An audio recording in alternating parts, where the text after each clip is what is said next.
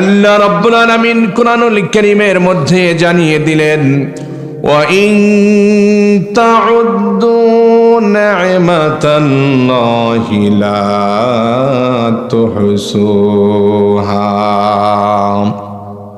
হে দুনিয়ার গোলামেরা, আমি আল্লাহ রাব্বুল আলামিন যত নিয়ামত তোমাদেরকে দিয়েছি, এই নিয়ামত যদি তোমরা গণনা করতে চাও, গণনা করে কখনো সংখ্যায় নির্ণয় করতে তোমরা পারবে না। সুবহানাল্লাহ বলেন। আমার প্রিয় ভাইরা, শুধু তা নয়, আল্লাহ রাব্বুল আলামিন কুরআনুল কারীমের মধ্যে আরো জানায় দিলেন, ওয়ালাউ আন্নামা ফিল আরদি মিন শাজারাতিন আকলাম।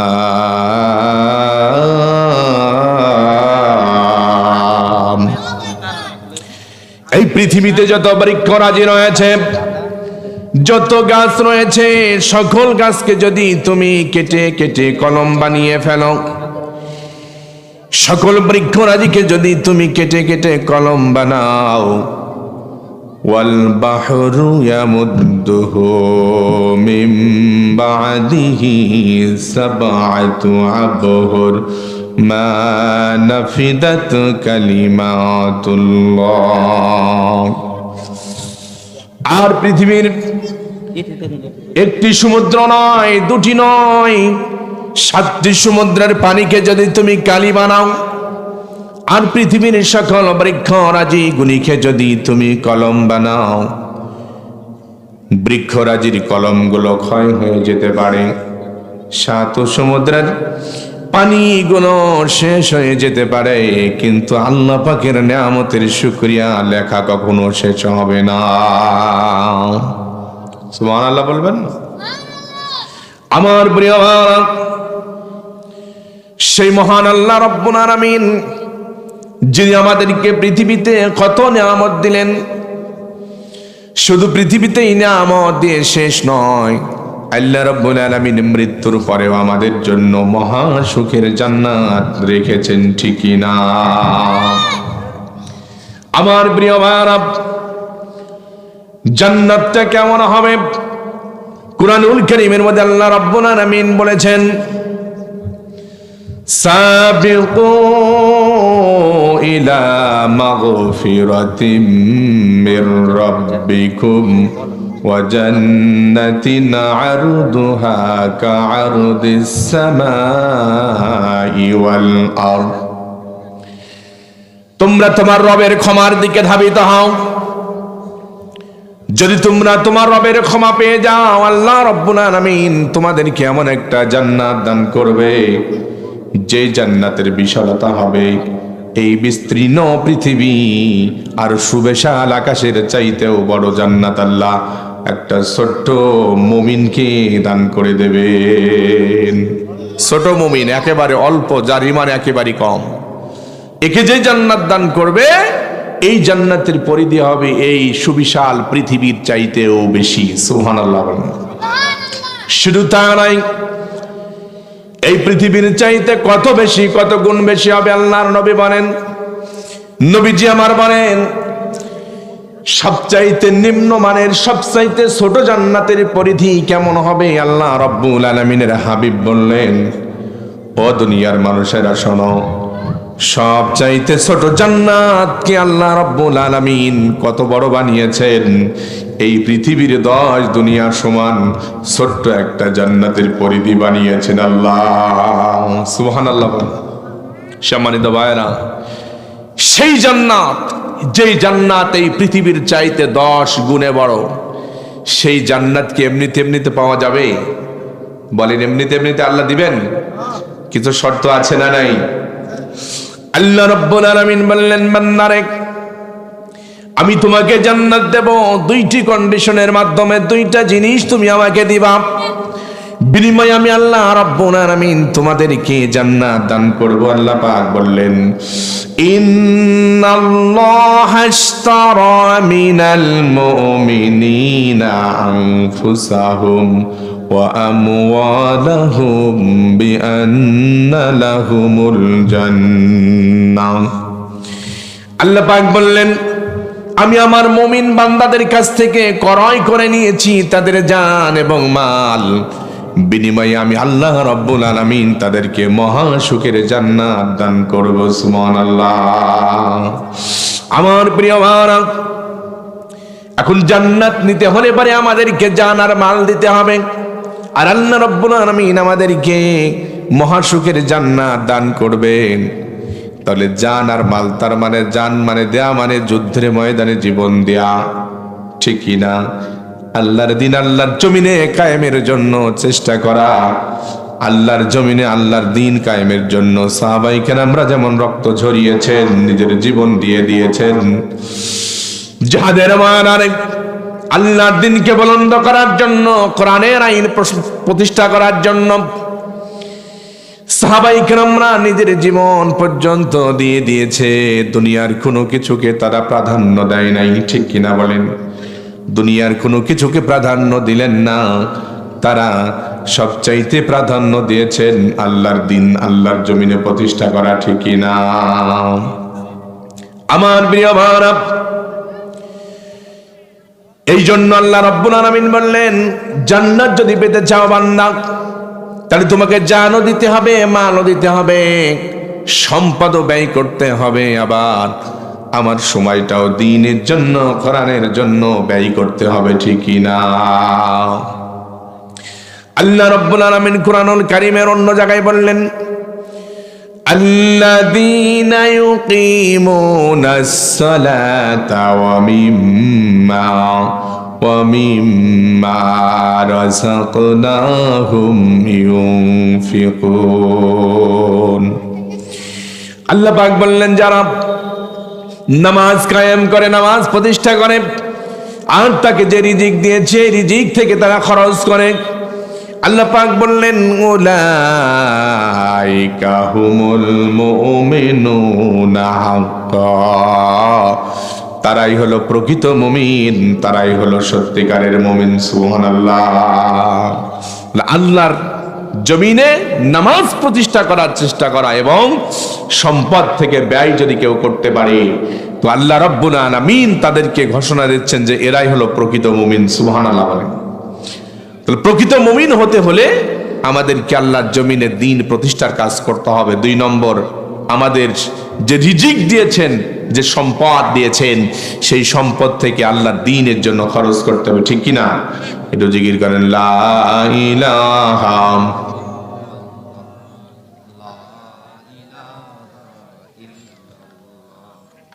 লা ইলাহা ইল্লাল্লাহ।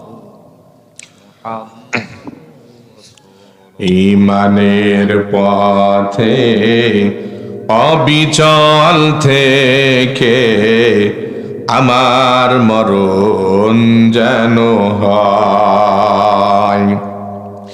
ঈমানের পথে অবিচল থেকে আমার মরণ যেন হয়।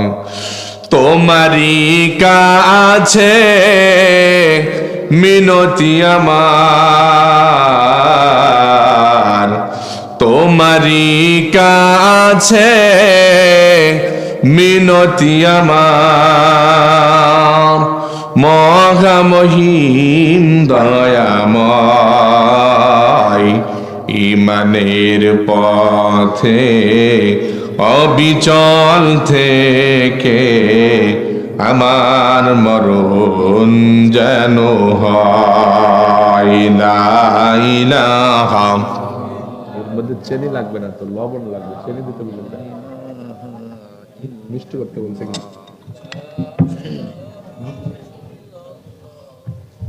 খালি পানি ফেলি খালি। আমার প্রিয় ভাইরা, আল্লাহ রাব্বুল আলামিন আমাদের কাছ থেকে জান এবং মাল নেবেন। এই জন্য জান এবং মাল দ্বীনের জন্য, কোরআনের জন্য আমাদেরকে খরচ করতে হবে। আমার প্রিয় ভাইরা, সাহাবায়ে কেরাম রাদিয়াল্লাহু তাআলা আনহু, তারা দ্বীনের জন্য নিজের জীবনকে পর্যন্ত বিলিয়ে দিয়েছেন। নিজের জীবনটাকে শেষ করে দিলেন দ্বীনের জন্য, কোরআনের জন্য শহীদ হয়ে গেলেন। তারপরেও কিন্তু দুনিয়ার দিকে তারা কখনো চায় নাই, ঠিকই না? আমার প্রিয় ভাইয়ের একজন সাহাবীর কথা না বললে নয়। যে সাহাবী সম্পর্কে হাদিস শরীফের মধ্যে এসেছে কালো সাহাবী, নাম ছিল তার সাদে সালামি। একদিন নবীজি আমার সাল্লাল্লাহু আলাইহি ওয়াসাল্লাম এভাবে ওয়াজ করতেছেন, সাহাবায়ে কেরামরা নবীজির বয়ান শুনছেন। বয়ান শেষ হয়ে গেল, সব সাহাবীরা চলে গেল, কিন্তু পেছনে একজন সাহাবী বসে রয়েছেন, কিন্তু অঝর নয়নে কাঁদতেছেন সাহাবী। নবীজি আমার গুটি গুটি পায়ে এগিয়ে গেলেন, জিজ্ঞেস করছেন, সাহাবীরে কিসে তোমাকে কাঁদানো, কেন তুমি কাঁদছো? সাহাবী বলে, ইয়া রাসূলুল্লাহ, একটা বিষয়ের জন্য আমি কান্না করি। নবী বললেন, কিসের জন্য তুমি কান্না করো বলো? সাহাবী ডেকে বলে, ইয়া রাসূলুল্লাহ, ইয়া হাবিবাল্লাহ, অনেক দিন থেকে আমি আমার মনের একটা আশা, আপনি হাদিসের মধ্যে বলেছেন নান নিকাহু মিন সুন্নতি ফামান রাগিবা আন সুন্নতি ফালাইসা মিন্নি। বিবাহ আমি রাসূলের সুন্নত, আর এই সুন্নত থেকে যে মুখ ফিরিয়ে নেবে সে আমার উম্মত নয়। নবীজি ইথিওপিয়া থেকে এসে মদিনার জমিনে আপনার হাতে হাত দিয়ে আমি ইসলাম গ্রহণ করেছি। আজ 8 মাস হয়ে গেল মদিনার জমিনে আমি রয়েছি। আপনার এই একটা সুন্নত আমি পালন করতে চাই, যে আপনি বলেছেন আমার সুন্নত বিয়ে করা, যদি কেউ এই সুন্নত থেকে মুখ ফিরিয়ে নেয় সে আমার উম্মত নয়। নবীজি, আপনার উম্মত যদি হতে না পারি তাহলে তো আমি জান্নাতে যেতে পারবো না, ঠিক কি না? তাহলে বিয়ে করো না কেন? সাদে সালামি ডেকে বলে, নবীজি গো, বিয়ে করতে চাই, কিন্তু কেউ আমারে বিয়ে দিতে চায় না। আমার কাছে কেউ মেয়ে দিতে চায় না। না দেবার কারণ হলো আমার চেহারা ভালো না, চেহারাগুলো কালো কুৎসিত, চেহারার মধ্যে বসন্তের দাগ, এই জন্য কেউ বিয়ে দিতে চায় না। 2 নম্বর, সম্পদ বলতে আমার কিছু নাই, পানি পান করার মতো একটা পাত্র পর্যন্ত আমার নাই, এই জন্য কেউ আমাকে মেয়ে বিয়ে দিতে চায় না।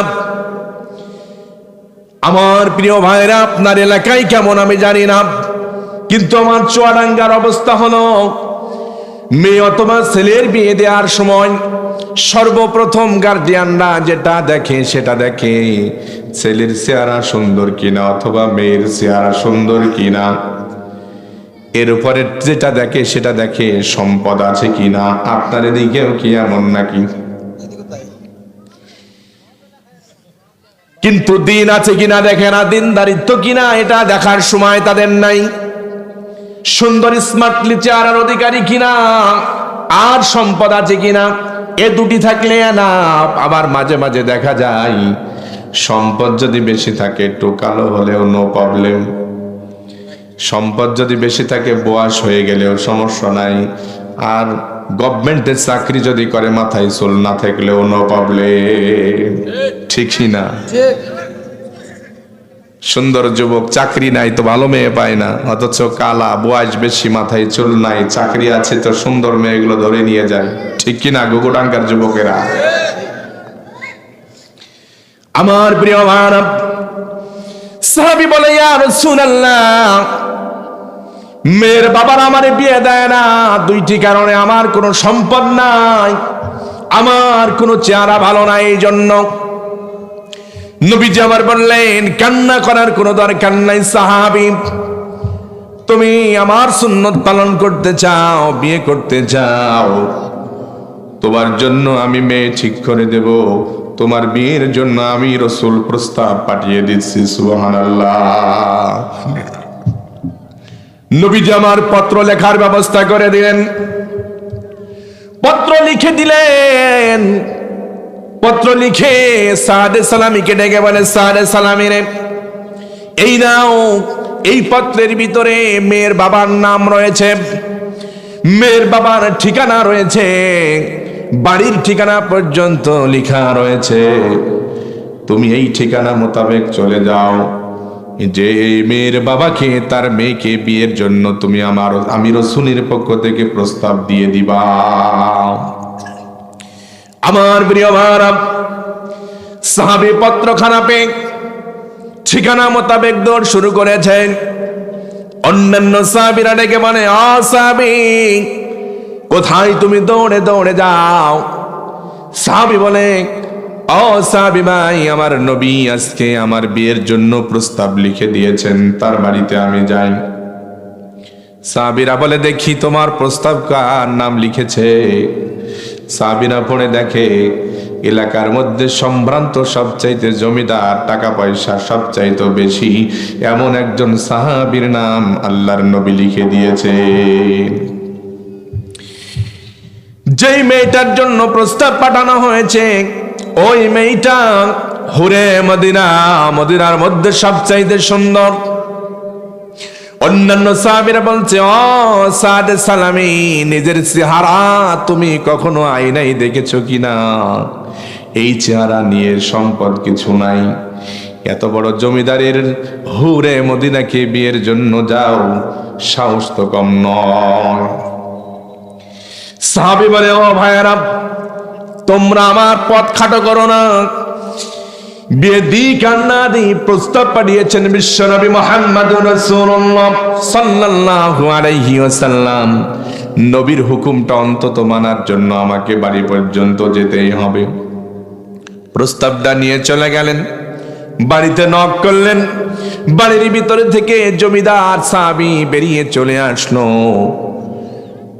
এবার বলে, কি হয়েছে? কয়, আপনার মেয়ের জন্য আল্লাহর নবী প্রস্তাব পাঠিয়েছেন। সুবহানাল্লাহ। সাহাবী বলে, আমার মেয়ের জন্য নবী প্রস্তাব পাঠিয়েছেন, নবী আমার জামাই হবে, এটা তো আমার বড় খুশির সংবাদ। সাহাবী বললেন, না, নবীজি বিয়ে করার জন্য নয়, বরং আমার সাথে আপনার মেয়েকে বিয়ে দেওয়ার জন্য নবী প্রস্তাব দিয়েছে। এবার মেয়ের বাবা একবার উপরের দিকে তাকায়, একবার নিচের দিকে তাকায়, চেহারা দেখে এত কালো কুৎসিত চেহারা জীবনে কারণ হতে পারে না। চেহারার মধ্যে বসন্তের দাগ দেখে বলে, চেহারা তো কেমন দেখতেছি, সম্পদ বলতে কিছু আছে নাকি তোমার, বলো। অনেক সময় চেহারা ভালো হলে না হলেও সম্পদ থাকলে একটু বিবেচনা করা যায়, কতটুকু সম্পদ রয়েছে মানব। সাহাবী বলে, সম্পদ বলতে পানি পান করার মতো কোনো পাত্র পর্যন্ত আমার নাই। তাহলে তুমি আমার মেয়েকে বিয়ের জন্য প্রস্তাব দিচ্ছ? আমি তো প্রস্তাব দিই নাই, বিশ্ব নবী আমাকে পাঠিয়েছেন। সুবহানাল্লাহ। আমি একজন মেয়ের বাবা হয়ে, এত জমিদার হয়ে এই হুরে মদিনাকে কেমনে তোমার মতো ছেলের সাথে বিয়ে দিই? আমার মেয়েকে বিয়ের জন্য মদিনার বড় বড় সম্ভ্রান্ত পরিবারের স্মার্টলি যুবকরা লাইন দিয়ে দাঁড়িয়ে থাকে, আর তোমার মতো ইথিওপিয়ার কালো গোলাম, একেবারে টাকা পয়সা বলতে কিছু নাই, কেমনে বিয়ে দি বলো? আমি এটা মানতে পারলাম না। সাহাবী সাদ সালামি তার জবাব শুনে তিনি নবীজি দরবারে মনটা খারাপ করে চলে যাচ্ছেন। ও আমার মা বোনেরা, একটু কান পেতে শুনুন। ভিতর থেকে মেয়ে বের হয়ে এসে বলে, ও বাবা, এতক্ষণ পর্যন্ত আপনি কার সাথে কথা বলতেছিলেন? বাবা ডেকে বলে, ওই জি, তোমাকে বিয়ের জন্য একজন কালো গোলাম এসেছিল, সাদ সালামি তার নাম। কে পাঠিয়েছে? আল্লাহ নবী পাঠিয়েছে। মেয়েটা ডেকে বলে, আব্বা, যদি মেয়ে আপনারই হই আর নবী যদি আমার জন্য বিয়ের প্রস্তাব নেয়, আপনার মেয়ে হতে পারি ঠিক, কিন্তু বিশ্ব নবীর প্রস্তাবকে প্রত্যাখ্যান করার মতো ক্ষমতা আমি মেয়ের নেই। সুবহানাল্লাহ। এই যে আপনি সাহাবীকে ফেরত দিলেন, নবীজির প্রস্তাবকে প্রত্যাখ্যান করলেন, নবী কষ্ট পাবে। আর নবী যদি কষ্ট পায়, আহকামুল হাকিমিন, আমার রবও তো কষ্ট পাবে, ঠিকই না? এই সাহাবী নবীর দরবার যাওয়ার আগ মুহূর্তে আপনি এই সাহাবীকে বলে দেন, আব্বা গো, এই ছেলেটাকে বিয়ে করতে আমিও রাজি আছি, তুমিও রাজি হয়ে যাও। কারণ আমার নবী যেই ছেলেটাকে আমার জন্য প্রস্তাব পাঠিয়েছেন, চয়েস করেছেন, আমার নবীর চোখ কখনো খারাপ হতে পারে না। আমার নবী আমার জন্য যা চয়েস করেছেন সেটাই মেনে নেওয়ার জন্য আমি উম্মতের বড় জরুরি, ঠিক কিনা বলেন? আপনি চলে যান, নবীজির দরবারে যাওয়ার আগে আগে যুবককে বলে দেন, আমরা রাজি রয়েছি। সাহাবী দৌড় শুরু করলেন, ডেকে বলে, ও সাহাবী সাদে সালামি, দাঁড়াও, আমি রাজি হয়ে গেছি, সাথে সাথে আমার মেয়েও তোমাকে জামাই হিসাবে গ্রহণ করতে রাজি হয়ে গেছে। চলো যাই নবীর দরবারে বিয়ের দিন তারিখ পাকা করার জন্য। চলে গেলেন দিন তারিখ পাকা করার জন্য। নবীজির কাছে সালাম দিলেন, ওগো নবীজি, আপনি প্রস্তাব পাঠিয়েছেন, আমি রাজি হয়ে গেলাম, আপনি দিন তারিখ নির্ধারণ করে দেন, মোহর নির্ধারণ করে দেন। নবীজি আমার বললেন, আগামীকাল তোমার মেয়ে এই সাদে সালামির সাথে বিয়ে হবে, 400 মোহর। কত মোহর ভাই? 400 দিন মোহরে তোমার মেয়েকে এই সাদে সালামি বিয়ে করবে, যাও তুমি আয়োজন করো। এর বাবা চলে গেলেন, সাদে সালামিকে ডেকে বলছে, ও সাদে সালামি, 400 মোহর আসেনি, বিয়ে করার জন্য দিন মোহর তো লাগবে। সাহাবী ডেকে বলে, ইয়া রাসূলুল্লাহ, 400 কেন, 4টা দিরহামও তো আমার কাছে নাই, তাহলে বিয়ে করবা কেমনে? ইয়া রাসূলুল্লাহ, তাহলে কি আমার বিয়ে হবে না? নবীজি আমার বললেন, মন খারাপ করার কিছু নাই, আমি নবীজি যখন প্রস্তাব দিয়েছি, বিয়ের ব্যবস্থাও আমি নবীজি তোমারে করে দিব। আমার প্রিয় ভাইরা, নবীজি আমার বললেন, যাও আমার জামাতা হযরত ওসমানের কাছে চলে যাও, আমার জামাতা হযরত আলীর কাছে যাও, আলীর কাছে যাও আর ওসমানের কাছে যাও, বলো বিয়ের মহরানা হিসাবে তোমাদেরকে কিছু নবীজি দিতে বলেছেন। চলে গেলেন, 2 জায়গায় মহরানা দিলেন, কিছু দান করলেন, অন্যান্য সাহাবীরা দান করলেন, তাতে 400 মহরানা হবার পরেও আরো কিছু মহরানা তার কাছে আসলো। সুবহানাল্লাহ বলেন। আমার ভাইরা, 400 মহরানা রেখে বাকি মহরানা, বাকি টাকাগুলো দিয়ে তিনি হুরে মদিনার জন্য মার্কেট করবেন। কিন্তু কি মার্কেট করবেন? অল্প টাকায়। চিন্তা করলেন, আগামীকাল সকালবেলা মদিনার বাজারে যাব, এই টাকাগুলো দিয়ে কিছু না কিছু কিনবো। আমার ভাইরা, রাত্রিবেলায় সাহাবীর আর ঘুম হয় না, কারণ আগামীকাল সাহাবীর বিয়ে হবে। আমাগো এলাকার চুয়াডাঙ্গার কথা বলছি, গত রাত্রের কথাও বলছি, যে আমাকে এলাকায় বিয়ে হলে পারে 2-3 দিন আগে বড় বড় বক্স নিয়ে এসে বাজায়, গান বাজনা করে। আপনার এলাকা মনে এরকম নাই? আছে? আমাদের ওদিকে অনেক বেশি গান বাজনা করে, বন্ধুদের সাথে আড্ডা করে বিয়ের রাতটা কাটায়। কিন্তু সাহাবায়ে কেরামরা কি করলেন? যুবক, একটু ভালো করে শোনেন, আল্লাহর বান্দা সাহাবী সারা রাত্র তাহাজ্জুদের নামাজ পড়ে আগামীকালে বিয়ের জন্য প্রস্তুতি গ্রহণ করছেন। সুবহানাল্লাহ। বিয়ের দিন হয়ে গেল, অল্প কিছু টাকা নিয়ে মদিনার বাজারে চলে গেলেন সাহাবী।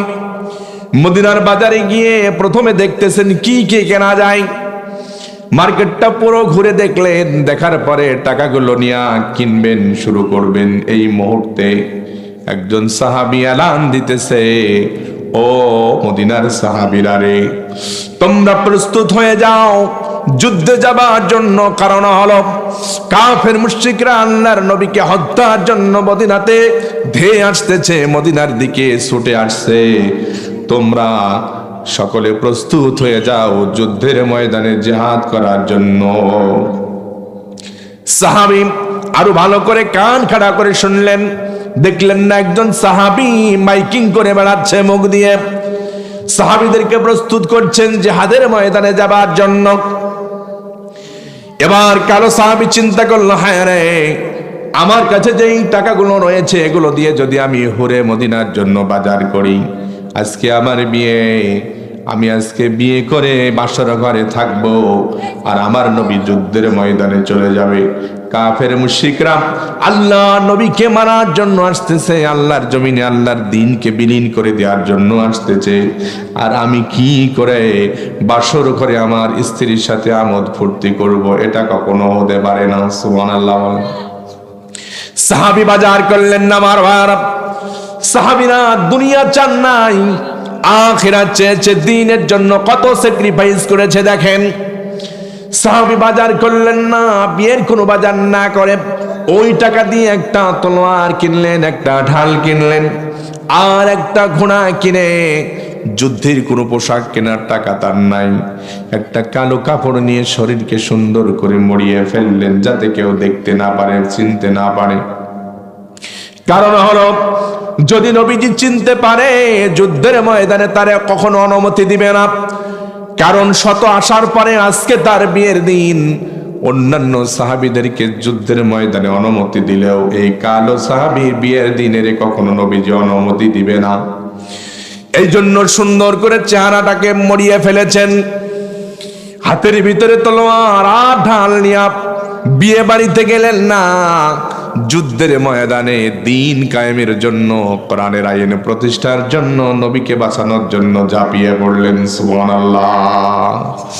আমার যুবক ভাইরা কেমনে করে নিজের জীবনটা দিয়ে দেয় দেখেন। এবার যুদ্ধের ময়দানে কাফেরদের সাথে মুসলমানদের যুদ্ধ শুরু হয়ে গেল। যুদ্ধ করতেছে মুসলমান সাহাবীরা, দেখে একজন অচেনা মানুষ কালো কাপড় দিয়ে সমস্ত শরীর মোড়ানো, ঘোড়ার পিঠের উপরে তুমুল বেগে যুদ্ধ করতেছে। সাহাবীরা চিন্তা করলো, এটাকে শত্রুপক্ষের লোক নাকি আমাদের লোক? আমাদের লোক হলে তোমরা চিনতে পারো। কিন্তু তারা লক্ষ্য করে দেখলো শত্রুপক্ষের বিরুদ্ধে সে যুদ্ধ করছে, কাফেরদেরকে দুনিয়া থেকে বিদায় করে দিচ্ছে। সাহাবীরা একে অপরকে বলা বলি করতে লাগলো, এটা তো আমাদেরই কোনো লোক নয়, তবে আমাদের পক্ষে যুদ্ধ করছে, হয়তো আল্লাহ রাব্বুল আলামিন আসমান থেকে কিছু ফেরেশতা হয়তো আমাদের পক্ষে পাঠিয়ে দিয়েছেন। সুবহানাল্লাহ। আমার প্রিয় ভাইরা, তুমুল বেগে যুদ্ধ শুরু হয়ে গেল, অনেক সাহাবায়ে কেরামরা শহীদ হয়ে গেলেন, মুসলমানদের বিজয় লাভ হয়ে গেল। আল্লাহ নবী মুহাম্মদুর রাসূলুল্লাহ সাল্লাল্লাহু আলাইহি ওয়াসাল্লাম সাহাবীদেরকে বললেন, শোনো, আমাদের তো বিজয় লাভ হয়ে গেল, এখন যারা শহীদ হয়ে গিয়েছেন শহীদ সাহাবীদেরকে আমার কাছে নিয়ে আসো, একদিকে লাইন করে শুইয়ে দাও। আর যারা অসুস্থ হয়ে গিয়েছে অসুস্থ সাহাবীদেরকেও নিয়ে আসো। নিয়ে আসা শুরু হলো। এক পর্যায়ে সাহাবায়ে কেরামরা ওই কালো কাপড় মোড়ানো ওই সাহাবীকেও পেয়ে গেলেন। অসুস্থ অবস্থায় তারে কে যেন শহীদ করার জন্য আঘাত করেছে, কিন্তু এখনো পর্যন্ত মরে নাই। অসুস্থ অবস্থায় সাহাবীকে নিয়ে আসলেন। নবীজি আমার বললেন, এখনো মরে নাই, নিয়ে আসো। নিয়ে আসলেন। নবীজি আমার বললেন, আমার উরুর ওপরে সাহাবীর মাথাটা দিয়ে দাও।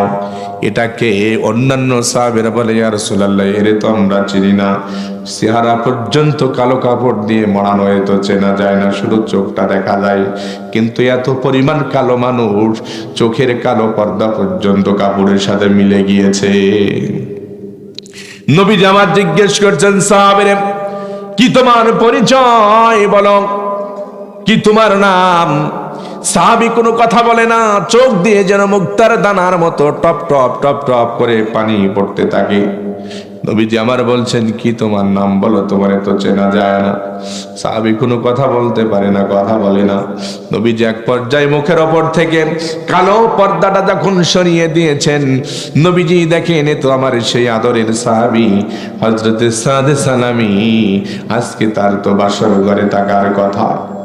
নবীজি আমার ডেকে বলে, ও সাদ সালামি, তোমার তো আজকে বাসর ঘরে থাকার কথা, তুমি আজকে যুদ্ধের ময়দানে শহীদের কাতারে কেন চলে এসেছো? আমি তো তোমাকে আসতে বলি নাই রে সাহাবী। তোমার মনের মধ্যে বড় আশা ছিল তুমি বিয়ে করে আমার সুন্নত আদায় করবে, আমি তোমার বিয়ের ব্যবস্থা করে দিলাম। কিসের জন্য রে সাহাবী নিজের জীবনটাকে এভাবে বিলিয়ে দিলে? সাহাবী চোখের পানি ছেড়ে দিয়ে বলেন, ইয়া রাসূলুল্লাহ, ইয়া হাবিবাল্লাহ, আমি কি করে বাসর ঘরে স্ত্রীর সাথে আমোদ প্রমোদ করব, আর আপনি বিশ্ব নবী মুহাম্মদুর রাসূলুল্লাহ সাল্লাল্লাহু আলাইহি সাল্লাম যুদ্ধের ময়দানে থাকবেন। আপনাকে যুদ্ধের ময়দানে রেখে আমি সাহাবী কি করে আমি বাসর ঘরে আমার জীবন সৌন্দর্য করতে পারি? এই জন্য আমি করি নাই। ইয়া রাসূলুল্লাহ, দ্বীনের জন্য, কোরআনের জন্য জীবনটাকে বিলিয়ে দেওয়ার জন্য যুদ্ধের ময়দানে চলে এসেছি। সুবহানাল্লাহ বলেন। আল্লাহ নবী মুহাম্মদ রাসূলুল্লাহ সাল্লাল্লাহু আলাইহি ওয়াসাল্লাম সাহাবীর এই স্যাক্রিফাইস দেখে নবীজি আমার কেঁদে ফেললেন, চোখে পানি রাখতে পারলেন না, কেঁদে ফেললেন। নবীজি আমার কাঁদতেছেন, সাহাবীর চেহারা দিকে কাঁদতে কাঁদতে তিনি দেখতে পেলেন সাহাবী দুনিয়া থেকে বিদায় হয়ে শহীদ হয়ে গেলেন, মৃত্যুবরণ করলেন। সাহাবায়ে কেরামরা পর্যন্ত কান্না করলেন নবীজির কান্না দেখে। কিছুক্ষণ পর নবীজি সাদ সালামীর চেহারার দিকে তাকিয়ে হেসে পড়লেন। এরপরে কিছুক্ষণ পর আল্লাহর নবী সাদ সালামীর চেহারার দিক থেকে মুখ ফিরিয়ে নিলেন। সাহাবীরা বলল, ইয়া রাসূলুল্লাহ, একই মুহূর্তে তিনটা সিম্পটম আপনার দেখতে পেলাম। আপনি সাদ সালামীর এই বিরহ বেদনা সহ্য না করতে পেরে কেঁদে ফেললেন, আবার দেখলাম হাসলেন, আবার মুখটা ফিরিয়ে নিলেন। বুঝতে পারলাম না এর রহস্যটা কি ইয়া রাসূলুল্লাহ। নবীজি আমার বললেন, সাহাবীরে, আমার সাহাবী ইসলামের জন্য যতটা স্যাক্রিফাইস করেছে, ইসলামের জন্য নিজের জীবনটা দিয়ে দিয়েছে, দুনিয়াকে প্রাধান্য দেয় নাই। আমার সাহাবী যে দুনিয়া থেকে বিদায় হয়ে গেল, এই জন্য আমি কাঁদতেছিলাম, হাসতেছিলাম এই কারণে। আমার সাহাবী যখন শহীদ হয়ে গেল, আমি তার চেহারার মধ্যে দেখতে পেলাম, তোমরা দেখতে পাও না কিন্তু আমি নবী দেখতে পেলাম, তার চেহারার মধ্যে আল্লাহ রব্বুল আলামিন একটা সুন্দর একটা ছবি আকৃতি মতন আমাকে দেখালো। আমি দেখতে পেলাম আল্লাহ রব্বুল আলামিন তার প্রতি খুশি হয়ে গিয়েছেন। সে যে দুনিয়ার হোরে মদিনাকে বিয়ে করে নাই, আল্লাহর দ্বীন আল্লাহর জমিনে প্রতিষ্ঠার জন্য এই স্যাক্রিফাইস করেছে। এই জন্য আল্লাহ রব্বুল আলামিন জান্নাতের মধ্যে বিয়ের জন্য তাকে, তার জন্য হুরগুলিকে আল্লাহ রব্বুল আলামিন তৈরি করেছে। এই হুরগুলি এই কালো সাহাবীকে অভ্যর্থনা দেওয়ার জন্য দৌড়ে আসতেছিল, শুভেচ্ছা দেওয়ার জন্য। আমি নবীজি দেখতে পেলাম, এই জন্য আমি হাসতেছিলাম, মুখটা ফিরিয়ে নিলাম এই জন্য যে এই সমস্ত হুরগুলো এত দ্রুত বেগে তাকে অভ্যর্থনা দেবার জন্য আসতেছে। ও হুরদের পায়ের কাপড়গুলো সরে যাচ্ছিল, তাদের পায়ের গোছাগুলো দেখা যাচ্ছিল। এই জন্য আমি নবীজি লজ্জায় মুখটা তার দিক থেকে ফিরে নিলাম। সুবহানাল্লাহ। আমার প্রিয় ভাইরা, এই জন্য দিনের জন্য যারা স্যাক্রিফাইস করবে, নিজের জীবনটাকে দিয়ে দেবে, আল্লাহ রাব্বুল আলামিন তাদেরকে আখিরাতের ময়দানে মহা সুখের ব্যবস্থা করে দেবেন, ঠিক না? 2 নম্বর, আল্লাহর দ্বীনের জন্য আমাদেরকে মাল ব্যবহার করতে হবে, মাল দিতে হবে, সম্পদ দিতে হবে। দিন কায়েমের জন্য, দিনকে জিন্দা রাখার জন্য মসজিদে, মাদ্রাসায়, গোরস্থান, ময়দানে বলেন যে সমস্ত দিনই ভালো কাজগুলো রয়েছে, অসহায় মানুষের পাশে দাঁড়ানো, এই দান ও সদকা যদি আমরা করতে পারি, আল্লাহ রাব্বুল আলামিন আমাদেরকে জান্নাতের ব্যবস্থা করে দেবেন। জিকির করেন লা ইলাহা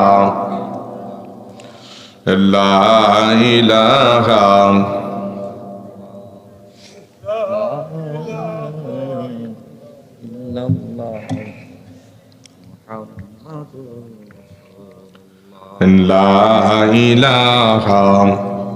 একটু জোরে জিকির করেন না, কেউ জিকির তো চায় না কেন? জিকির করা কি খারাপ কাজ? একটু জিকির করেন লা ইলাহা, শুধু পানি না, লবণ বেশি, শুধু পানি। লা ইলাহা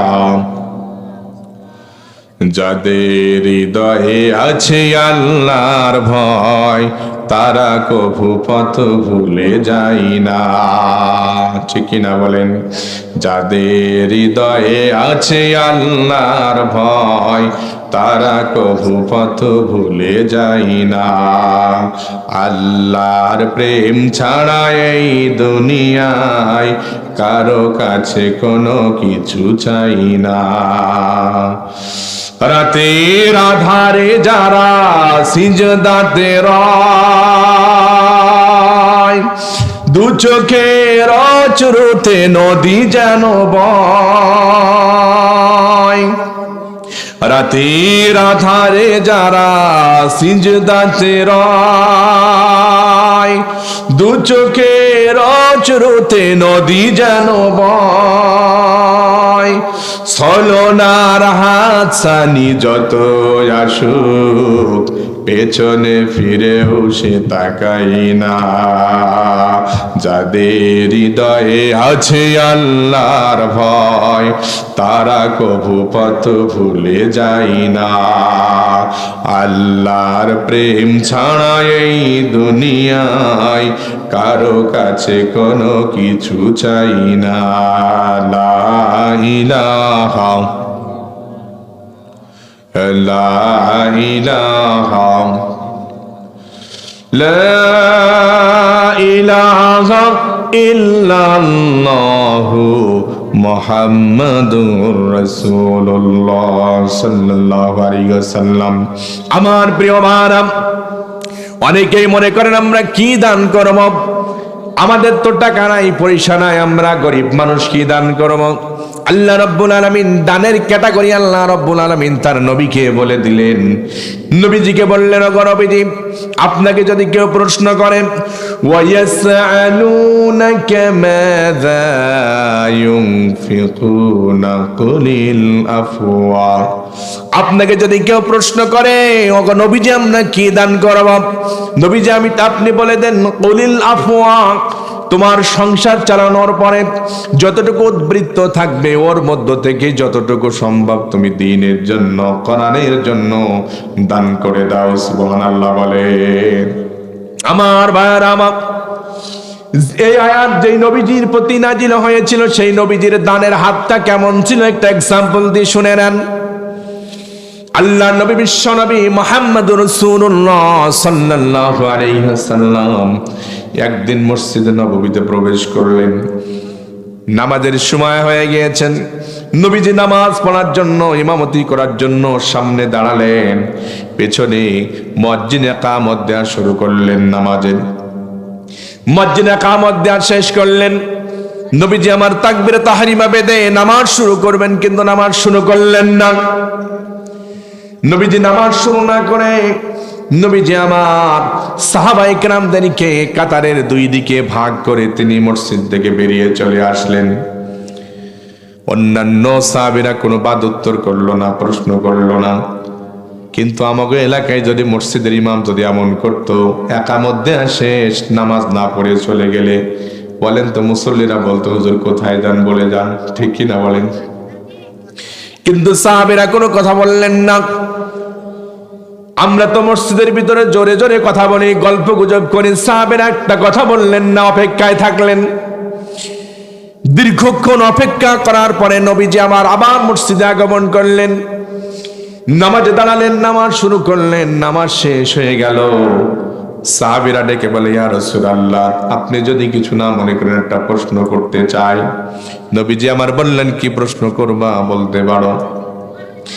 সাহাবীরা বলে, ইয়া রাসূলুল্লাহ, ইয়া হাবিবাল্লাহ, আজকে যেমনটি করলেন ইতিপূর্বে তেমনটি কখনো করেন নাই।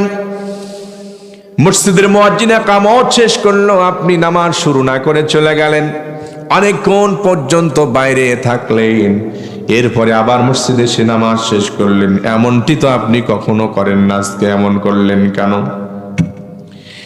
নবীজি আমার বলে, ও সাহাবীরা, যখন আমি তোমাদের ইমামতির জন্য তাকবীরে তাহরিমা বেঁধে নামাজ শুরু করব, ওই সময় আমার মনের মধ্যে আসলো আজকে আমার বাড়ির ভিতরে আমার ঘরের ভিতরে কিছু অতিরিক্ত দিরহাম রয়ে গেছে, দিন আর টাকা রয়ে গেছে, যেইগুলো আজকে না হলেও আমার চলবে, আগামীকাল কি খাবো কি পরবো এই টেনশন আমি নবীজি করি না। সুবহানাল্লাহ বলেন। যে টাকাগুলো রয়েছে এগুলো আজকে আমার কোনো প্রয়োজন নাই, আগামীকালের জন্য আমি কিছু মজুদ করি না।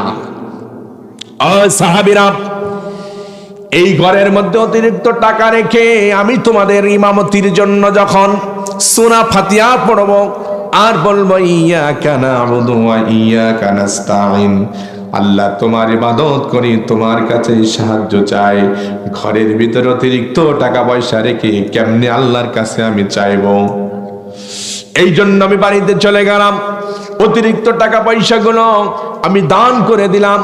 দান করে দেবার পরে আবার তোমাদের কাছে এসে মসজিদে এসে নামাজ শুরু করলাম, আর তখন পড়লাম ইয়াকা না'বুদু ওয়া ইয়াকা নাস্তাঈন। সুবহানাল্লাহ বলে।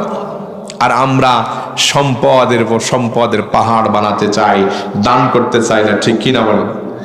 সম্মানিত ভাইরা, আল্লাহ রাব্বুল আলামিন বলে দান করা থেকে তুমি তোমার হাতকে গুটিয়ে রেখো না।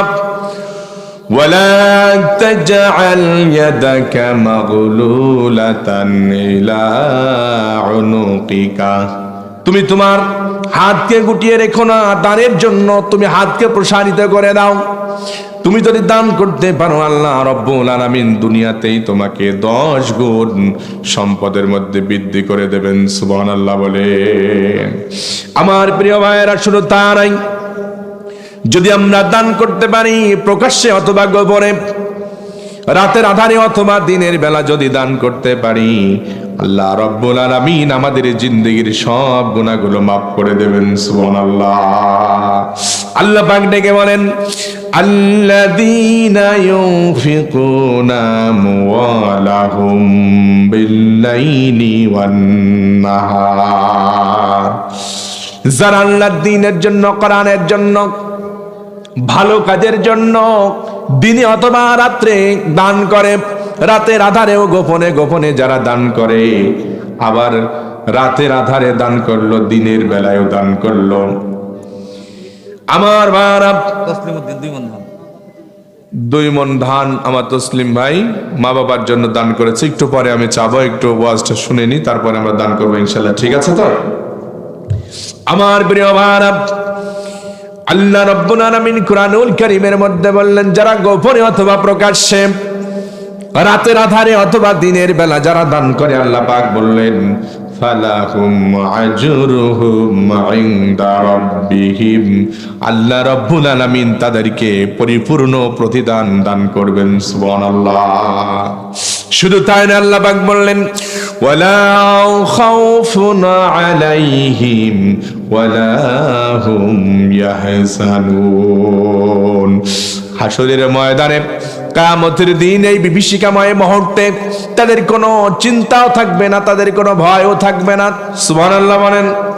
আমার প্রিয় ভাইরা, যে হাসরের ময়দানে মা বাবা পর্যন্ত পরিচয় দিবে না, নিজের বন্ধু বান্ধব পর্যন্ত পরিচয় দিবে না, এই কঠিন মুসিবতের সময় আল্লাহ রাব্বুল আলামিন যদি বলে বান্দারে তোর কোনো ভয় নাই, তোর কোনো টেনশন নাই, বলেন সেই সমস্ত বান্দারা আল্লাহর জান্নাতে চলে যাবে, ঠিক কি না? আমার প্রিয় ভাইরা, এর জন্য যদি দান করতে পারেন, আল্লাহ রাব্বুল আলামিন দুনিয়াতে আপনার সম্পদের মধ্যে কোথা থেকে যেন 10 গুণ বাড়িয়ে দেবে। সুবহানাল্লাহ বলেন। আল্লাহ রাব্বুল আলামিন বলেন ইয়ামহাকুল্লাহুর রিবা ওয়া ইউরবিস সাদাকাত, আল্লাহ পাক বলেন আমি সুদকে ধ্বংস করে দিই আর সদকাকে আমি আল্লাহ রাব্বুল আলামিন বৃদ্ধি করে দিই। সুবহানাল্লাহ বলেন। আল্লাহ তাআলা সুদকে ধ্বংস করে দেন আর সদকাকে আল্লাহ বৃদ্ধি করে দেন। অথচ আমরা মনে করি সুদে টাকা লাগালে পারে টাকা বাড়ে, আর দান করলে পারে দান করলে টাকা ফুরিয়ে যায়, ঠিক কিনা বলেন? কিন্তু আল্লাহ বললেন যে সুদে টাকা লাগালে ওই টাকার মধ্যে কোনো বরকত থাকে না, আর দান করলে পারে আমি আল্লাহ তাআলা কোন দিক থেকে তুমি বরকত দেব তুমি বুঝতেও পারবে না। সুবহানাল্লাহ বলেন। আমার ভাইরা, একটা এক্সাম্পল দিলে বুঝতে পারবেন। হযরত ফাতেমা রাদিয়াল্লাহু তাআলা আনহা একদিন অসুস্থ হয়ে গিয়েছেন। স্বামীকে ডেকে বলে, ও স্বামী, হযরত আলীকে ডেকে বলেন, স্বামীরা অসুস্থ হয়ে গিয়েছি, কিছু খাইতে ভালো লাগে না। দেখবেন অসুস্থ হয়ে গেলে ভালো খাবারও ভালো লাগে না, ঠিক কিনা বলেন? তিতা তিতা লাগে। হযরত ফাতেমা ডেকে বলে, স্বামীরে কিছু খাইতে ভালো লাগে না, অসুস্থ আমি, আমার জন্য কি একটু ফল নিয়ে আনা যায়? জিন্দেগিতে তো তোমার কাছে আমি কোনো কিছু চাইলাম না, একটু ফল কি আনা যায় তাহলে হয়তো মুখে একটু ভালো লাগতো। হযরত আলীর কাছে কোনো টাকা নাই, বাজারে চলে গেলেন, কোনো ভাব দিয়ে একটা বেদানা ম্যানেজ করলেন, একটা বেদানা ফল কিনলেন, কিনে বাড়ির দিকে রওনা দিয়েছেন। পথের মধ্যে একজন ফকিরের সাথে দেখা।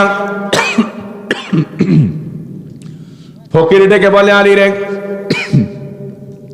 আজকে 3 দিন ধরে আমি কোনো কিছু খাই নাই, 3 দিন ধরে অনাহারে রয়েছি রে আলী, আমাকে কিছু দান করে যাও, কিছু খাবার কিনে দিয়ে যাও। হযরত আলী ডেকে বলে, ও ফকির, কি তোমারে দান করব? কিছু তো আমার কাছে নাই, মাত্র একটা বেদনা ছাড়া আর কিছু নাই। আর এই বেদনাটা আমার প্রিয়তমা স্ত্রী ফাতেমা অসুস্থ, খেতে চেয়েছে, তাই আমি একটু ম্যানেজ করে বাড়িতে নিয়ে যাচ্ছি। ফকির বারবার যখন চেয়েছে, হযরত আলী ডিসিশন নিলেন, অর্ধেক এই ডালিমটা বা বেদনাটা অর্ধেক ফকিরকে দেব, আর অর্ধেক আমি ফাতেমাকে দেব। বেদনাটাকে ভাগ করলেন, ফলটাকে ভাগ করলেন, করে অর্ধেক ফকিরকে দিলেন আর অর্ধেক নিজের কাছে রাখলেন। অর্ধেক বেদনা ফকির খাওয়ার পরে ডেকে বলে, আলী রে, এমন বেদনা তুমি দিলা, আগের চাইতে খিদা যেন আরো বেড়ে গেল। প্রচন্ড খিদা যখন লাগে, অল্প 1 মুঠো যদি মুড়ি কেউ দেয়, বলেন তো ক্ষুধা আগের চাইতে বেশি লাগে না কম লাগে? মনে হয় যে আগেই ভালো ছিল, আরো বেশি লেগে গেল, ঠিকই না? ফকির ডেকে বলে, আলী রে, 3 দিন না খাওয়া অনাহার, অর্ধেক বেদনা দিলে খিদা যেন আরো বেড়ে গেল। আলী রে, বাকি অর্ধেক বেদনা কি দেওয়া যায় না? হযরত আলী চিন্তা করলো, আমার স্ত্রী চেয়েছে বেদনা খেতে, ফল খেতে, আমার তো আর টাকাও নাই, কিনবো কোথা থেকে? আবার ফকিরও 3 দিন না খাওয়া, কি করবো? এক পর্যায়ে ফকিরের মুখের দিকে তাকিয়ে হযরত আলী বাকি অর্ধেক বেদনাও দান করে দিলেন। জোরে বলেন না সুবহানাল্লাহ। বাকি বেদনাটা দান করে খালি হাত নিয়ে বাড়ির দিকে রওনা। কিন্তু চিন্তা হচ্ছে, আমার ফাতেমা যদি আমার হাতের দিকে তাকায় আছে কিনা, হয়তো আশা করে আছে আমি তার জন্য ফল নিয়ে যাচ্ছি বাজার থেকে। বাড়ির সামনে গিয়েছেন, কিন্তু বাড়ির ভিতরে ঢোকেন না, গেটের সামনে শুধু হাঁটাহাঁটি করছেন, পায়চারি করছেন। ভিতর থেকে হযরতে ফাতেমা ডেকে ফেলেছে, আমার স্বামী বাইরে শুধু হাঁটাহাঁটি করে, বাড়ির ভিতরে ঢুকে না। ডেকে বলছে, স্বামী গো, কখন থেকে দেখি গেটের সামনে শুধু একবার ডান দিকে বাম দিকে যাও, বাড়ির ভিতরে ঢোকো না, কারণটা কি? বাড়ির ভিতরে আসো। হযরত আলী বাড়ির ভিতরে ঢুকলেন। ফাতেমা জিজ্ঞেস করছে, মনটা বড় খারাপ, কারণটা কি বলো? হযরত আলী সব ঘটনা বললেন। ফাতেমা রে, তোমার জন্য একটা বেদনা কিনেছিলাম, তোমাকে দেব বলে পথের মধ্যে ফকিরকে দিয়ে দিয়েছি। আমাদের এলাকার মা বোনরা হলে বলতো, মিনসি, জীবনে তোর কাছে কিছু চাইলাম না, একটা বেদনা ফল চাইলাম, তা আবার ফকিরকে দান করে আসছিস, 144 দ্বারা জানি বাড়িতে আসবি না, ঠিক কিনা বলে? কিন্তু বললেন না, কি উত্তরটা দিলেন আমার মা বোনরা দেখেন।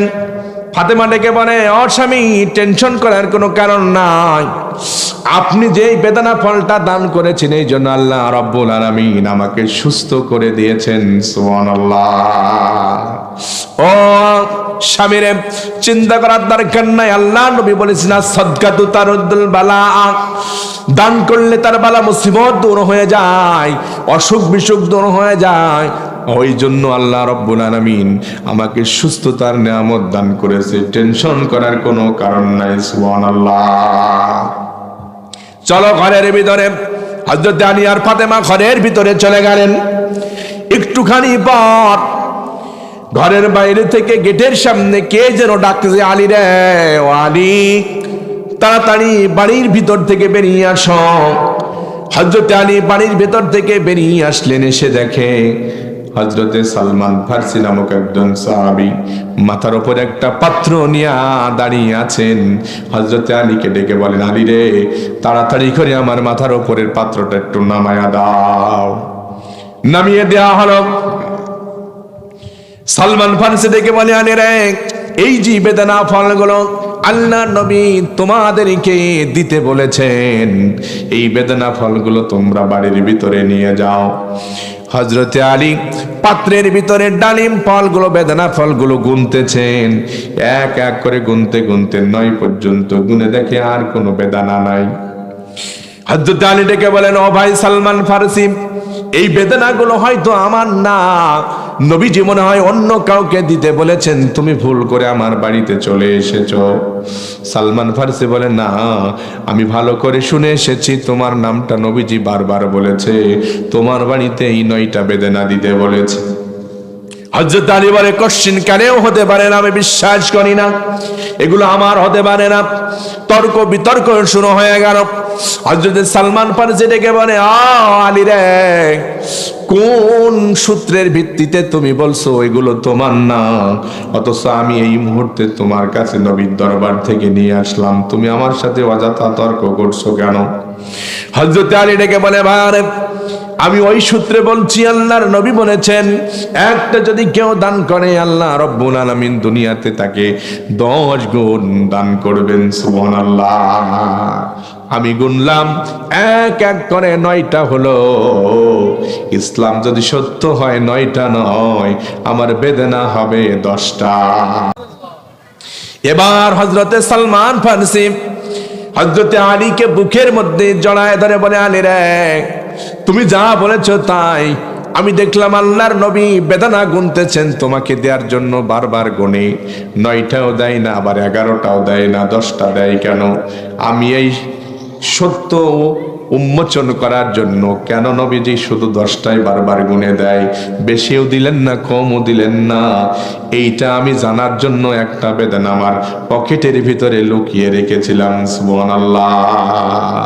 তোমার কথাই ঠিক, এই নাও আরেকটা বেদনা, আল্লাহর নবী তোমাকে 10টাই দিয়েছেন। সুবহানাল্লাহ বলেন। আমার প্রিয় ভাইরা, এই জন্য দিনের জন্য, কোরআনের জন্য যদি দান করতে পারেন, আল্লাহ রব্বুল আলামিন দুনিয়াতে সম্পদ বাড়িয়ে দেবেন, ঠিকই না?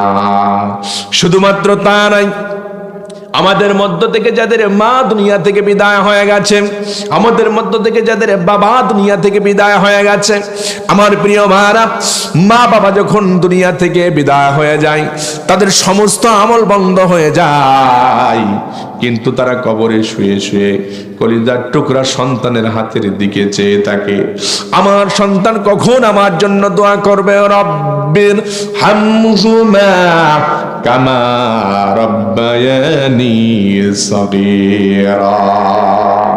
আল্লাহ শিখিয়ে দেয়া দোয়া কখন আমার সন্তান আমার জন্য করবে, কখন আমার সন্তান আমার জন্য দান করবে। আমরা যখন দোয়া করি, আমরা যখন মা বাবার জন্য দান করি, মা বাবা কবরে শুয়ে শুয়ে বুঝতে পারে ওই জনম দুঃখী মা, ওই জনম দুঃখী বাবা কবর থেকে সন্তানের জন্য খুশি হয়ে দোয়া করতে থাকে। সুবহানাল্লাহ। আমার প্রিয় ভাইয়ের, এই প্রসঙ্গে একটা কথা বললে আরো পরিষ্কার হয়ে যাবে। একজন মস্ত বড় আল্লাহর ওলি স্বপ্নের মধ্যে একজন কবরবাসীর সাথে কথা বলছেন। স্বপ্নের মধ্যে একজন কবরবাসীর সাথে দেখা হয়ে গেল। কবরবাসী ডেকে বলে, আসসালামু আলাইকুম হুজুর, আপনি কেমন আছেন? আল্লাহর ওলি ডেকে বলে, ওয়ালাইকুম আসসালাম, আলহামদুলিল্লাহ, আমি ভালো আছি, তুমি কেমন আছো? কবরবাসী ডেকে বলে, হুজুর গো, হয়তো দুনিয়াতে কোনো মনের অজান্তেই কোনো পাপ করে ফেলেছি, এই জন্য কবরের মধ্যে ধরা খেয়ে গিয়েছি, কবরের মধ্যে আল্লাহ রাব্বুল আলামিন আমার আযাব শুরু করে দিয়েছে। নাউযুবিল্লাহ। কবরবাসী ডেকে বলে, হুজুর, স্বপ্নের মধ্যে যেহেতু আপনার সাথে দেখাই হয়ে গেল, আমার জন্য কি একটু উপকার করা যায়? হুজুর বললেন, কি উপকার তোমার জন্য আমি করতে পারি বলো? কবরবাসী ডেকে বলে, হুজুর গো, বাড়িতে আমার আত্মীয় স্বজন বলতে আমার একটা মেয়ে ছাড়া আর কেউ নাই। আপনি যদি আমার বাড়িতে গিয়া আমার মেয়েকে একটু বলতেন, আমার মেয়ে আমার জন্য একটু দোয়া করত, আমার মেয়ে যদি আমার জন্য একটু দান ও সদকা করে দিত, তাহলে আল্লাহ রাব্বুল আলামিন হয়তো আমার কবরের আযাব মাফ করে দিত। আমার প্রিয় ভাইরা, আল্লাহর ওলির ঘুমটা ভেঙ্গে গেল, স্বপ্ন ভেঙ্গে গেল। পরের দিন ওই ঠিকানা মোতাবেক ওই গ্রামে চলে গেলেন। গ্রামের লোকদেরকে ডেকে বলছেন, কিছুদিন পূর্বে অমুক ব্যক্তি নামে কি কেউ তোমাদের গ্রামে মারা গেছে? লোকেরা বলল, জি হুজুর মারা গেছে। তার কি একটা কন্যা সন্তান আছে? কয়, হ্যাঁ জি হুজুর আছে। আমি ওই কন্যা সন্তানের সাথে সাক্ষাৎ করতে চাই, তোমরা আমাকে একটু ঠিকানাটা বলে দাও। আমার প্রিয় ভাইরা, গ্রামের মানুষ বলতেছে, ও আল্লাহর ওলি হুজুর, আপনি ওই মেয়েটার সাথে কিসের জন্য সাক্ষাৎ করতে চান? কারণ ওই মেয়েটা হলো এলাকার মধ্যে নাম করা একজন বেশ্যা, খারাপ মহিলা। নাউজুবিল্লাহ বলেন। এই খারাপ মেয়ের সাথে আপনি কেন দেখা করতে চান? এই খারাপ মেয়েটা যুবকদের চরিত্র নষ্ট করে, ব্যবসা বাণিজ্য করে, খারাপ কাজ করে, আপনি কেন দেখা করতে যান? আল্লাহর ওলি ডেকে বললেন, তার সাথে আমার গোপন কিছু কথা রয়েছে, তোমরা আমাকে একটু ঠিকানাটা বলে দাও। লোকেরা বলল, হুজুর আপনি যদি ওই মেয়েটার এখন সাক্ষাৎ করতে চান, সম্ভবত এখন ওই মেয়েটা গ্রামের শেষে একেবারে একটা পুকুর রয়েছে, ওই পুকুরের ভিতরেই দুপুর বেলা গোসলের জন্য যায়। আপনি ওখানে একটু খোঁজ করে দেখলে দেখতে পারেন, হয়তো সেই মেয়েটাকে আপনি ওখানেই পেয়ে যেতে পারেন। হুজুর চলে গেলেন গ্রাম পেরিয়ে, যে দেখেন বড় একটা পুকুরের ভিতরে একটা যুবতী মেয়ে হাঁটু পানির ভিতরে দাঁড়িয়ে রয়েছেন, গোসলের প্রস্তুতি নিচ্ছেন। আল্লাহর ওলি পেছন দিক থেকে সালাম দিলেন আর বললেন, মা গো, আমি তোমার বাবাকে রাত্রেবেলায় স্বপ্ন দেখেছি। তোমার বাবা কবরের মধ্যে বড় আযাবের মধ্যে রয়েছে। তোমার বাবা আমার মাধ্যমে বলেছে, তুমি যেন তোমার বাবার জন্য একটু দোয়া করে দাও, তুমি যেন তোমার বাবার জন্য একটু দান ও সদকা করে দাও। এই কথা বলার সাথে সাথে ওই যুবতীটা একটা ভিলেনি হাসি দিল, অট্ট হাসি দিয়ে বলে, আমি আমার বাবার জন্য কি দান করব? আমি আমার বাবার জন্য কি দোয়া করব? আমি কোনো দোয়া করতে পারবো না, আমি আমার বাবার জন্য কোনো কিছু দান করতে পারবো না। আমার প্রিয় ভাইরা, যদি সন্তান নেক না বানানো যায়, তাহলে সাধারণত এরকম কথা বলাই তো স্বাভাবিক, ঠিকই না? বাবার কবরের আযাব শুনে কান্না করলেন না, মনটা খারাপ হলো না, ভিলেনি হাসি দিল আর হুজুরকে অপমানিত করতেছে। এক পর্যায়ে হুজুর আর পা তুলে আসতে পারে না, এত অপমান সহ্য করা যায় না। বড় আশা করে আসলাম, এমনিতে তো মেয়েদের মনটা নরম হয়, ঠিক কিনা বলেন? কিন্তু বাবার কবরের আযাব শোনার পরেও যে মেয়েটার মনটা নরম হলো না, ই আবার কত কঠিন হৃদয়ের মেয়ে হতে পারে। হুজুর মনটা বড্ড খারাপ করলেন। এরপরে দাঁড়িয়ে রয়েছেন, হঠাৎ করে হাঁটু পানির ভিতর থেকে ওই মেয়েটা হাতের ভিতরে একটু পানি নিয়া ঠাট্টা মস্কারি আর হুজুরকে অপমানিত করার ছলে বলতেছে, হুজুর এই নে, আমি আমার বাবার জন্য এই পানিটা দান করে দিলাম, কিছু দান করতে পারবো না, নে এই পানিটা আমার বাবার জন্য দান করে দিলাম। ঠাট্টার মস্কারি ছলে পানিগুলো হুজুরের শরীরের দিকে ছুঁড়ে মারলো। বলেন তো হুজুরের মন আরো খারাপ হবে কিনা? খারাপ হয়ে গেল। কান্না করা অবস্থায় তিনি ওখান থেকে ফেরত চলে আসলেন। দিন চলে গেল, রাত্রিবেলায় আবার ওই কবরবাসীর সাথে সাক্ষাৎ হয়ে গেল। আল্লাহর ওলি ডেকে বলে, ও কবরবাসী, তোমার জন্য কোনো উপকার করতে পারলাম না রে হতভাগা। এমন একটা মেয়ে তুমি দুনিয়াতে রেখে এসেছো, তোমার কবরের আযাবের কথা শুনে তোমার মেয়ের মনটা একটু ঘামলো না, মনটা একটু নরম হলো না, বরং আমাকে অপমানিত করে সেখান থেকে তাড়িয়ে দিল। এমন একটা মেয়ে দুনিয়াতে তুমি রেখে এসেছো। আমার প্রিয় ভাইরা, কিন্তু কবরবাসী বলতেছে উল্টো কথা। কবরবাসী ডেকে বলে, হুজুর আপনি আমার জন্য যে উপকারটা করেছেন, জিন্দেগিতে এই ঋণ কখনো শোধ দিতে পারবো না। সুবহানাল্লাহ বলেন। আল্লাহর ওলি ডেকে বলে, ও কবরবাসী, কি উপকার তোমারে করলাম? কোনো উপকার তো করতে পারলাম না, তোমার মেয়ে তো সেমন নয়, কেমনে তোমার উপকার করলাম বলো? হুজুর গো, আপনি আমার মেয়েকে বলার কারণে আমার মেয়ে আমার জন্য দান করেছে, আর আমার কবরে রাজা আল্লাহ রব্বুল আলামিন মাফ করে দিয়েছে। জোরে বলেন আল্লাহু আকবার। হুজুর ডেকে বলে, কি বলছো তুমি? তোমার মেয়ের এই অবস্থা দেখে, তোমার এই মেয়ের ব্যবহার দেখে আমি তো কখনো বিশ্বাস করতে পারি না যে তোমার মেয়ে তোমার জন্য দান করেছে, হতেই পারে না। কবরবাসী ডেকে বলে, হুজুর, বিশ্বাস না করার কি রয়েছে? দান তো আমার আপনার সামনেই করেছে। সুবহানাল্লাহ বলবেন না? আল্লাহর ওলি ডেকে বলে, কি আশ্চর্য কথা তুমি বলছো, আমার সামনে কোথায় দান করলো? আমাকে তো অপমানিত করে সেখান থেকে তাড়িয়ে দিল, দান কোথায় করলো? কবরবাসী ডেকে বলে, হুজুর গো, ওই যে ঠাট্টা মস্কারি চলে, পুকুরের ভিতর থেকে হাতের ভিতরে পানি নিয়া আপনার শরীরের দিকে ছুঁড়ে মেরেছিল আর বলেছিল, আমি আমার বাবার জন্য এই নে পানিটা দান করে দিলাম। হুজুর গো, যদিও সেই ইচ্ছাকৃত আপনাকে দেয় নাই, আপনাকে ঠাট্টা মস্কারির জন্য দানের কথা বলেছে। ওই পানিগুলোর ভিতরে কয়েক ফোঁটা পানি এমন একটা গর্তের ভিতরে পড়েছিল, যেই গর্তের ভিতরে কয়েকটা পিপিলিকা অনেক দিন পর্যন্ত পানি না খাওয়ার কারণে পিপাসিত অবস্থায় ছিল। এই ছোট্ট মাকলুকাত পিপিলিকা ওই কয়েক ফোঁটা পানি পান করার পরে, যেই পিপিলিকা ছোট্ট আল্লাহর মাখলুক, এদের তো কোনো গুনাহ নাই। মানুষ আমরা কত গুনাহ করি, কিন্তু ছোট্ট মাকলুকাতের তো কোনো গুনাহ নাই।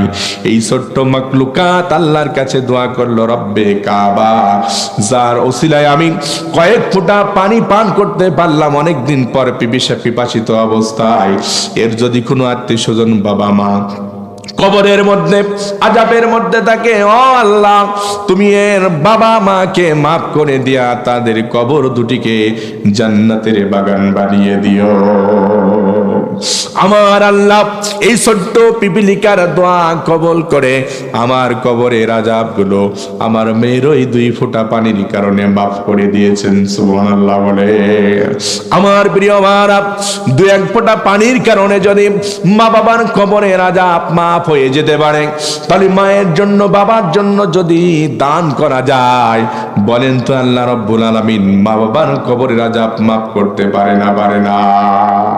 আমার ভাইরা, শুধু তারাই, যদি কেউ দুনিয়াতে দান করতে পারে, আল্লাহ নবী বলেন, তাজিদু ফিল উমরি, তার আপনার হায়াতের মধ্যে আল্লাহ রাব্বুল আলামিন বরকত দিয়ে দেন। জোরে বলেন না সুবহানাল্লাহ।